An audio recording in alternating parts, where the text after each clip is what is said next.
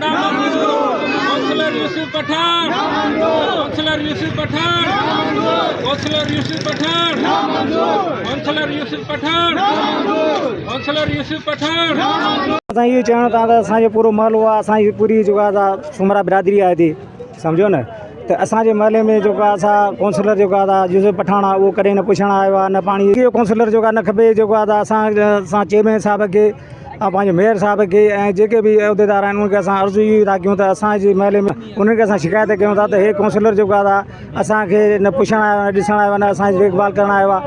ऐं जेको आहे उन्हनि खे असां इहो अर्ज़ा कयूं त असांजे हाल में कंहिं न संभाल थो करे, न नज़र थो करे, इनखे हटाए करे ऐं असांजे इलाइक़े खे जेको आहे सो महिरबानी करे असां अला चेयरमैन साहिब खे बि असां अर्ज़ा कयूं, सम्झो, पीर साहिब खे।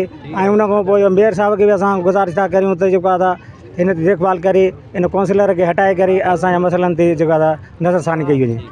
यूसी नंबर 11 ऐं काउंसलर जेको आहे यूसुफ पठान आहे, ठीकु आहे। जॾहिं इलेक्शन थिए पई त माशाल्लाह इहे सभु असांजे इलाइक़े में देखभाल जे लाइ, अचण जे लाइ, हर शइ जे लाइ उन टाइम हुया।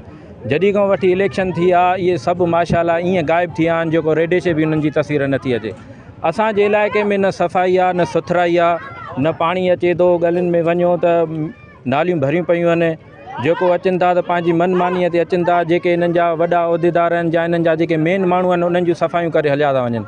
असां मेयर साहिब खे ऐं असां जेको आहे उन्हनि खे मुतालबो कंदासीं त असांखे यूसुफ पठान करप्ट जेको आहे असांखे उहो काउंसलर न खपे।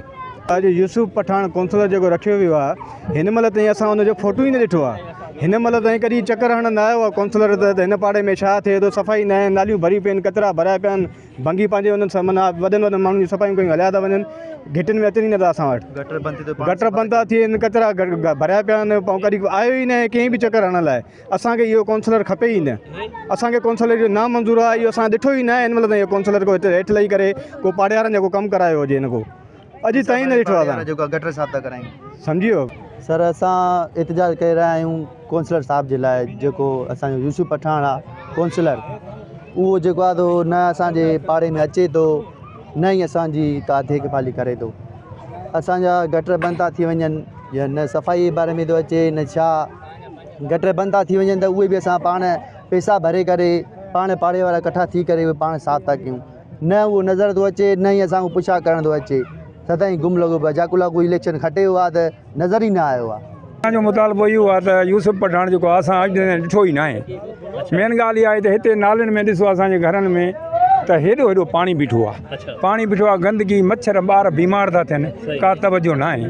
बाक़ी वोट वठण लाइ मिंट सां कोई ईंदा आहिनि, वोट वठण खां पोइ माण्हू ॾिठो बि न आहे। मथे हालत तव्हां वञी ॾिसो, जे इहा हालत ॾिसो, जे अहिड़ी हालत आहे न त हिननि खे वोट असां कोन ॾींदासीं।